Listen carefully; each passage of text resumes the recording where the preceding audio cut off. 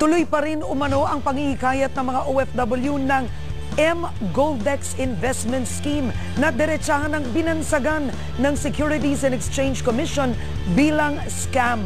Exclusive, Ibandila mo, Zen Hernandez. Dumadami na ang mga nagrereklamo laban sa M-Goldex, isa umanong online store para sa mga gustong bumili o magbenta ng mga investment gold bars. Pebrero nang unang maglabas ang advisory, ang Securities and Exchange Commission o SEC, laban sa pag-i-invest sa kumpanya. Ang pangako kasi sa investor, kikita ng 180,000 pesos sa loob ng 3 buwan kung mag-i-invest ng 36,500 pesos na katumbas ng 15 grams na ginto at maghihikayat ng 2 pang tao para magbigay din ng pera. Marami umano sa mga naeengganyo ay mga OFW. Ang Pinoy factory worker na nagpatago sa pangalang Edgar mula Seoul, Korea, isa sa nag-invest pero hindi nakuha ang 180,000 pagkatapos ng 3 buwan.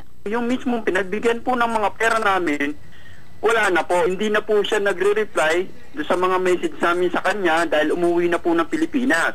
3 weeks po namin pagtatrabahuhan po yun. Ayon naman sa SEC, malinaw na panloloko ang ginagawa ng M-Goldex at maihahalin tulad ito sa mga nakalipas na malalaking scam tulad ng Aman Futures. Marami na kasi silang natanggap na reklamo galing sa iba pang OFW mula sa iba't ibang bansa tulad ng Canada at Taiwan. Ang problema, marami sa mga nagrereklamo ang natatakot magpakilala. A complainant is necessary so that we can bring a case in court. Definitely it is a scam because for so much investment, for a little investment, you are promised a very big return. Nakikipag-ugnayan na ang SEC sa NBI dahil pasok na raw ang kaso sa cybercrime. Marami kasi ang nare-recruit sa pamamagitan ng Facebook.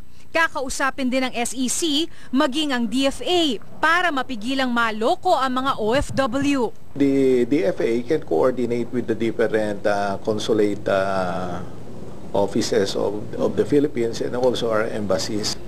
Apela naman ng SEC sa mga biktima maghain ng formal na reklamo para mas tumibay ang kaso laban sa M-Goldex. Zen Hernandez, ABS-CBN News.